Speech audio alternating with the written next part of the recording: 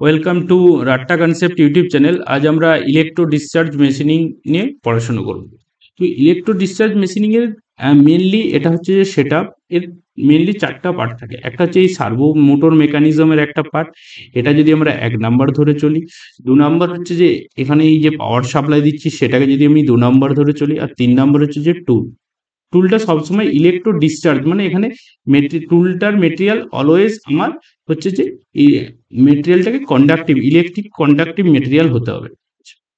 Tool and work piece দুটোকেই আমার material conductive material হতে হবে। আর আরেকটা কি 4 নাম্বার হচ্ছে dielectric fluid. Dielectric fluid normally আমরা কি ইউজ করি, ক্যারোসিন, প্যারাফিন, এগুলো আমরা ডাইইলেকট্রিক ফ্লুইড। তো এরপরে আমরা এর ওয়ার্কিং প্রিন্সিপাল দেখছি। তাহলে কি হচ্ছে, ওয়ার্কিং প্রিন্সিপালে আমরা ডিসি পাওয়ার সাপ্লাই দেওয়া হয়। ডিসি পাওয়ার সাপ্লাইয়ের এই যেটা মাইনাস চার্জ, মানে ক্যাথোডটা আমি টুলের সাথে কানেক্ট করছি। এই যে মাইনাস চার্জ কোথার সাথে কানেক্ট আছে, টুলের সাথে। আর এর যে পজিটিভ চার্জটা রয়েছে মানে অ্যানোড পার্টটা ওয়ার্ক পিসের সাথে আমি কানেক্ট করছি। এবারে এই সার্ভো মোটরকেও পাওয়ার সাপ্লাই দিতে হবে, তাহলে সেম পাওয়ার সাপ্লাই থেকে আমি সার্ভো মোটরকেও একটা করে কানেকশন দিয়ে দিচ্ছি। ঠিক আছে, তাহলে সার্ভো মোটর কি করবে, সার্ভো মোটরের কাজ হলো এই যে টুলটা রয়েছে, টুল আর ওয়ার্ক পিস, এই টুল আর ওয়ার্ক পিসের এই যে গ্যাপটা রয়েছে এই গ্যাপটাকে মেনটেন করবে। এই গ্যাপটা নর্মালি কত থাকে, নর্মালি এই গ্যাপটা থাকে 0.025 থেকে 0.05 mm। এই যে গ্যাপটা রয়েছে এই গ্যাপটাকে কন্ট্রোল করবে যে সার্ভো মোটর মেকানিজমের ভিতরে, এর ভিতরে একটা গিয়ার থাকে। এখানে এই গিয়ারটা কি থাকে, র্যাক অ্যান্ড পিনিয়ন মেকানিজমের ভিতরে এই গিয়ারটা দিয়ে এই যে টুল আর ওয়ার্ক পিসের ভিতরে এই ডিস্টেন্সটা মানে কত, 0.025 থেকে 0.05 mm, এই ডিস্টেন্সটাকে মানে এই ডিস্টেন্সটা অলওয়েজ একটা কনস্ট্যান্ট ডিস্টেন্সকে ও মেনটেন করে রাখে।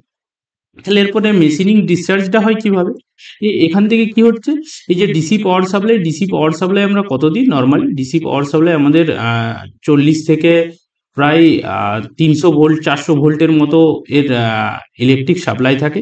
সেই ইলেকট্রিক সাপ্লাই, ঠিক আছে, এখানে যখন টুলের সাথে কানেক্ট হচ্ছে তাহলে টুলটা যেহেতু নেগেটিভ আর ওয়ার্ক পিসটা পজিটিভ, এর মধ্যে গ্যাপ অনেক কম, কতটা 0.025 থেকে 0, তো কি হবে, এই নেগেটিভ চার্জগুলো পজিটিভ আয়নের দিকে আসার চেষ্টা করবে। তাহলে কি হবে, আর পজিটিভ চার্জগুলো নেগেটিভ আয়নের দিকে, যেটা ন্যাচারাল কন্ডিশন। তাহলে কি হচ্ছে, এখান থেকে নেগেটিভ চার্জ মানে কি ইলেকট্রনগুলো আমার কোথায়, টুল থেকে ওয়ার্ক পিসের দিকে আসার চেষ্টা করবে। তাহলে আমার এখানে ভোল্টেজ একটা টাইম অবধি এই যে আমি ডাইইলেকট্রিক ফ্লুইডটা আর এই টুল আর ওয়ার্ক পিসের মাঝে অলওয়েজ ডাইইলেকট্রিক ফ্লুইড থাকে।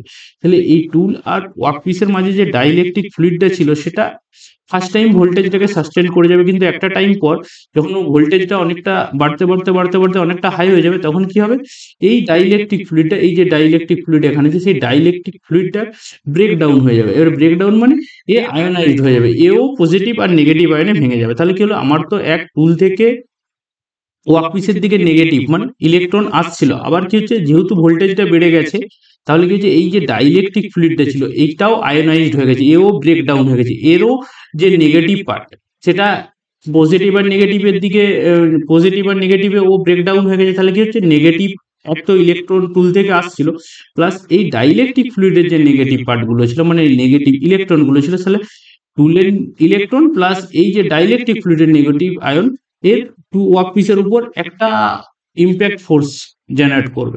তার মানে কি হচ্ছে, এখানে স্পার্ক করবে, ইম্প্যাক্ট ফোর্স বলতে স্পার্ক করবে। ঠিক আছে, এই যে স্পার্ক করবে এখানে ডাইরেক্ট এসে পড়ে এখানে স্পার্ক করবে। এই স্পার্ক করার ফলে এখানে প্রায় এই টেম্পারেচার প্রায় 10,000 ডিগ্রি সেন্টিগ্রেড, ঠিক আছে, 10,000 ডিগ্রি সেন্টিগ্রেড এই জোনটাতে ও টেম্পারেচার ক্রিয়েট করে দেবে। তাহলে 10,000 ডিগ্রি টেম্পারেচার যেই ক্রিয়েট করবে, আর এখানে কি হচ্ছে, এই মেটেরিয়ালটা ওয়ার্ক পিসের মেটেরিয়ালটা কি হবে, কিছুটা ইরোড হয়ে যাবে। ঠিক আছে, ইরোড হয়ে যাবে মানে মেল্ট হয়ে ইরোড হয়ে যাবে, মানে মেল্ট হয়ে ক্ষয় হয়ে এদিকে ক্ষয় হয়ে যাবে। তাহলে এবার কি করবে, এই ডাইইলেকট্রিক ফ্লুইড যেটা আমি পাম্পের সাহায্যে এখানে ডিসচার্জ করছি, সেই ডাইইলেকট্রিক ফ্লুইড ওই মেল্ট যে মেটেরিয়ালটা রয়েছে ওয়ার্ক পিস থেকে যেটা মেল্ট হয়েছে সেটাকে বয়ে নিয়ে গিয়ে নিচে ও রাখবে। তাহলে কি হচ্ছে, এই প্রসেসটা কন্টিনিউয়াস হয়ে যাচ্ছে। আমি এখান থেকে পাম্প দিয়ে, এই যে পাম্পটা রয়েছে এই পাম্প দিয়ে আমি ডাইইলেকট্রিক ফ্লুইডকে ডাইরেক্টলি এখান থেকে সার্কুলেট করছি।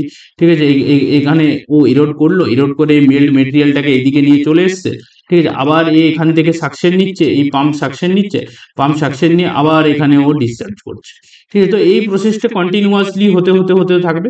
আর এখান থেকে আমার যেহেতু 10,000 ডিগ্রি সেন্টিগ্রেড এখানে টেম্পারেচার জেনারেট হচ্ছে, তো এই ওয়ার্কপিস থেকে মেটেরিয়ালটা রিমুভ করবে। তাহলে এটাই ছিল হচ্ছে ইলেকট্রো ডিসচার্জ মেশিনিং এর ওয়ার্কিং প্রিন্সিপাল। তাহলে কি করে কাজ করে আমি আরেকবার বলছি, যে ডিসি পাওয়ার সাপ্লাই আমি দিলাম, প্রথমে নেগেটিভ চার্জটা মানে ক্যাথোডটা আমি টুলে দিচ্ছি, আর পজিটিভ চার্জটা ওয়ার্কপিসে দিচ্ছি। তাহলে যেহেতু টুলে আমার নেগেটিভ চার্জ রয়েছে, তাহলে এই ইলেকট্রন গুলো ঠিক আছে টুল থেকে ওয়ার্কপিসের দিকে আসছে। তাহলে এবারে কি হচ্ছে, এইখানে যেই ভোল্টেজটা অনেকটা অ্যাক্রস হয়েছে, মানে ভোল্টেজটা যখনই অনেকটা বেড়ে যাচ্ছে, তখন কি হচ্ছে, কারণ এর ভিতরে গ্যাপ অনেক কম 0.025, তাহলে ভোল্টেজটা যখনই এখানে অনেকটা বেড়ে যাচ্ছে, তখন কি হচ্ছে, এই যে এর টুল আর ওয়ার্কপিসের মাঝে যে ডাইইলেকট্রিক ফ্লুইডটা ছিল, সেটাও ব্রেকডাউন হয়েছে, মানে আয়োনাইজড হয়েছে, সেও পজিটিভ আর নেগেটিভ আয়নে ভেঙে যাচ্ছে। তাহলে টুল থেকে তো ওয়ার্কপিসের দিকে নেগেটিভ আয়ন আসছিল, মানে ইলেকট্রন আসছিলই। এবারে কি হচ্ছে, এর যে চার্জ হওয়ার পরে যে নেগেটিভ পার্টটা মানে ইলেকট্রনের পার্টটা, এই ডাইইলেকট্রিক ফ্লুইডের পার্টটা, ঠিক আছে, সেটাও ওই টুলের সাথে একসাথে মার্জ হয়ে যাচ্ছে, মানে অনেক বেশি ইলেকট্রন এসে এই ওয়ার্কপিসের উপরে স্পার্ক ক্রিয়েট করছে। স্পার্ক ক্রিয়েট করার পর কি হচ্ছে, এর টেম্পারেচার এখানে প্রায় 10,000 ডিগ্রি সেন্টিগ্রেড অব্দি ও জেনারেট করে দিচ্ছে। তারপরে কি হচ্ছে, এই ওয়ার্কপিসটা মেল্ট হয়ে যাচ্ছে, মেল্ট হয়ে মেটেরিয়ালটা ইরোড হয়ে যাচ্ছে, মেটেরিয়ালটা ক্ষয় হয়ে চলে যাচ্ছে। এরপরে এই ক্ষয় হওয়া মেটেরিয়ালটাকে কে নিয়ে যাচ্ছে, এই ডাইইলেকট্রিক ফ্লুইড, যেটাকে আমি পাম্প দিয়ে অলরেডি সার্কুলেট করছি, সেইটা মেটেরিয়ালটা ও নিয়ে চলে যাচ্ছে আবার নেক্সট প্রসেস। এইভাবে এই পাম্প তো কন্টিনিউয়াসলি এই ডাইইলেকট্রিক ফ্লুইডকে সার্কুলেট করতে থাকবে। আর এই সার্ভো মোটরের কাজ হলো, সার্ভো মোটরটা কি, সার্ভো মোটর আর এই র্যাক, এই গিয়ার মেকানিজম, মানে এর মধ্যে র্যাক আর পিনিয়ন গিয়ারের যে মেকানিজম থাকে, ঠিক আছে, সেখানে কি হচ্ছে, এই টুলটা আর এই যে ওয়ার্কপিসটার ভিতরে এর যে ডিস্টেন্সটা, এই 0.025 থেকে 0.05 অবধি মেনটেন করে থাকে। এটাই হচ্ছে ইলেকট্রো ডিসচার্জ মেশিনিং এর মেন ওয়ার্কিং প্রিন্সিপাল। নেক্সট, এর কনস্ট্রাকশন যদি আমি বলি, কি ছিল, আমাদের ডিসি পাওয়ার সাপ্লাই দিচ্ছিলাম, ভোল্টেজ কত ছিল, ভোল্টেজ ছিল 50 থেকে 400 ভোল্ট, আর অ্যাম্পিয়ার ছিল 0.4 থেকে 400 অ্যাম্পিয়ার। আরেকটা কি ছিল, ইলেকট্রো যে টুল হেড, ঠিক আছে, টুল হেডটা অলওয়েজ মেড অফ, মানে টুলটা always made of electric conductive material, যে কি নরমালি হয় কপার, টাংস্টেন, গ্রাফাইট, এইসব মেটেরিয়াল। সার্ভো মোটর মেকানিজম কি করছিল, যে consist of the rack and pinion arrangement, এর ভিতরে একটা র্যাক অ্যান্ড পিনিয়ন অ্যারেঞ্জমেন্ট থাকে, যেটা কি করে, ও হচ্ছে যে 0.0525 থেকে 0.05 এই যে ডিস্টেন্সটা অলওয়েজ কনস্ট্যান্ট, এই গ্যাপটাকে মেনটেন করে by servo motor mechanism with the help of rack gear mechanism. Dielectric fluid এ আর্কটাকে প্রডিউস করছে, কখন করছে, যখন ও একটা ভোল্টেজের পর ব্রেকডাউন হয়ে যাচ্ছে, তারপরে কি করছে, ও ওইখানে একটা হাই স্পার্ক জেনারেট করছে, আর ইলেকট্রোড আর কি বলে টুলকে ও হচ্ছে যে ঠান্ডা রাখার জন্য ঠান্ডা রাখছে, ঠিক আছে, কুলও করে। এর জেনারেলি কি কি ডাইইলেকট্রিক ফ্লুইড ইউজ করা হয়, কেরোসিন ইউজ করা হয়, প্যারাফিন ইউজ করা হয়, হোয়াইট স্পিরিট ইউজ করা হয়। এবারে এর ওয়ার্কিং প্রিন্সিপাল অলরেডি আমি যে ছবিটা দেখে যেটা এক্সপ্লেন করলাম সেটাই, ঠিক আছে। এখানে এই যে নোটগুলো, এই নোটগুলো তো আমি ভিডিও কমেন্ট সেকশনে দিয়ে দিই, তোমরা ওখান থেকে ডাউনলোড করতে পারো। তবু এটা আমি আরেকবার সেম জিনিসই যেটা আমি ছবিতে এক্সপ্লেন করলাম, সেম এক্সপ্লেনেশনই এখানে আছে। তবু আরেকবার বলছি, কি হচ্ছে এখানে, এই যে টুল আর এই প্রসেসের টুল আর যে ওয়ার্কপিসের ভিতরে যে গ্যাপটা মেনটেন করছে, কত গ্যাপ মেনটেন করে, 0.025 থেকে 0.05, ঠিক আছে, এই গ্যাপটা মেনটেন করছে সার্ভো মোটর মেকানিজম দিয়ে, ঠিক আছে। সার্ভো মোটরের rack and pinion gear arrangement থাকে, ঠিক আছে, সেখান থেকে কি হলো, ওই গ্যাপটাকে মেনটেন করছে। আর ডিসি যে পাওয়ার সাপ্লাই দিচ্ছিলাম, সেটা কত ছিল, 0.02 থেকে 400 অ্যাম্পিয়ার আর 50 থেকে 400 ভোল্ট। একটা টাইম পর ওই ভোল্টেজটা কি করছিল, ঠিক আছে, ওই যে গ্যাপটা ছিল, ওই ভোল্টেজটা ডাইইলেকট্রিক ফ্লুইডটাকে ব্রেকডাউন করে দিচ্ছিল, মানে কি আয়োনাইজ করে দিচ্ছিল, মানে কি করছিল, প্লাস আর নেগেটিভে, পজিটিভ আর হচ্ছে যে নেগেটিভে ও ব্রেকডাউন করে দিচ্ছিল। তাহলে কি হচ্ছিল, একটা রিপিটেড স্পার্ক ওখানে ক্রিয়েট হচ্ছিল, ঠিক আছে। ওই স্পার্কের ফ্রিকোয়েন্সি কত, প্রায় 200 থেকে 500 কিলো হার্জ।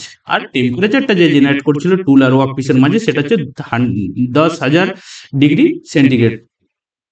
তারপরে কি হচ্ছে, সেই ওই হাই প্রেসার আর টেম্পারেচারের জন্য কিছু মেটেরিয়াল মেল্ট হয়ে ইরোড হয়ে যাচ্ছিল, আর final particle is carried out by the dielectric fluid. ওই ডাইইলেকট্রিক ফ্লুইড ওই ইরোড মেটেরিয়ালটাকে নিয়ে যাচ্ছিল। তারপর যে টাইপের টুল ইউজ করেছিলাম, সেম ইমপ্রেশনের ওই শেপটা, ডিজার্ট শেপটা ওয়ার্কপিসের উপর পেয়ে যাচ্ছিলাম। এটাই হচ্ছে যে ইলেকট্রো ডিসচার্জ মেশিনিং এর ওয়ার্কিং প্রিন্সিপাল সব মেনলি তোমরা যদি এই ছবিটাকে মোটামুটি কিভাবে হচ্ছে এই ছবিটা একে দু একবার ব্যাপারটাকে ভাবো বা প্র্যাকটিস করো, তাহলেই তোমরা এই কনস্ট্রাকশন বলো, ওয়ার্কিং প্রিন্সিপাল বলো, একই ল্যাঙ্গুয়েজে বিভিন্ন বিভিন্ন ল্যাঙ্গুয়েজে ঘুরিয়ে ঘুরিয়ে তোমাদের এক্সামে লিখলেই হবে।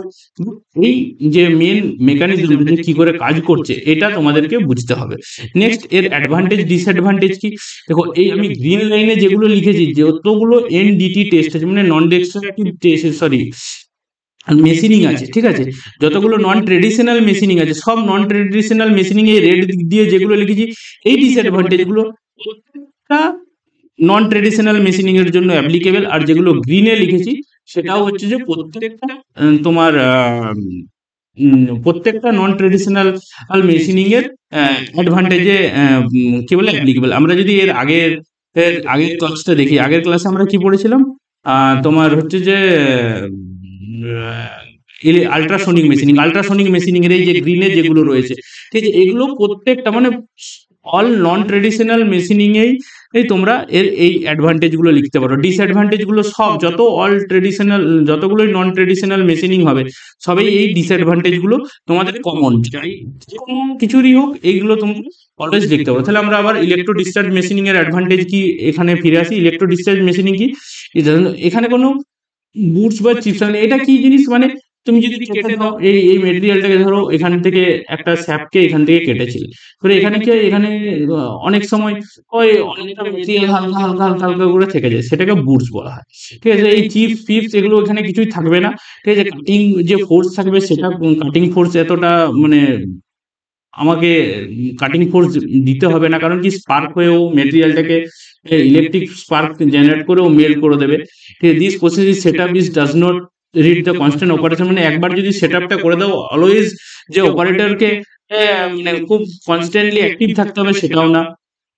হাই অ্যাকিউরেসি আর কমপ্লেক্স জিওমেট্রি, এটা তো অল নন ট্রেডিশনাল যতগুলো তোমার নন ট্রেডিশনাল মেশিনিং রয়েছে সবগুলোর জন্য অ্যাপ্লিকেবল। অটোমেশন, এখন EDM automation possible. High surface finish is awkward, এটাও হচ্ছে যে তোমার কি বলে অল ট্রেডিশনাল যতগুলো নন ট্রেডিশনাল মেশিনিং আছে সবগুলোর জন্যই applicable.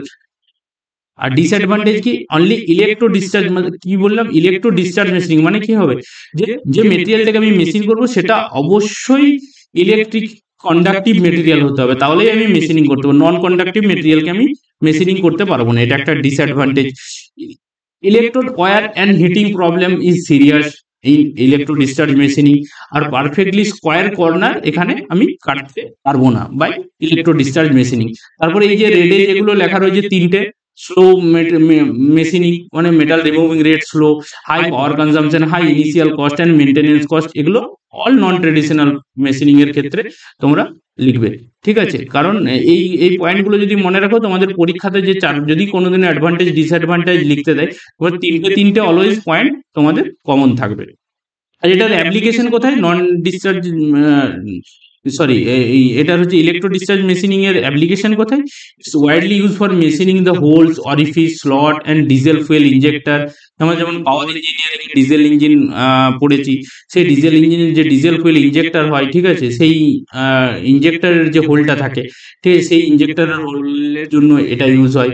Also use for protection the pressure application where the oil retardancy property of the work surface is important. এগুলোই হচ্ছে যে mainly application for electro discharge machining. Next আমরা wire cutting electro discharge machining করবো, wire cut electro discharge machining. তো thank you.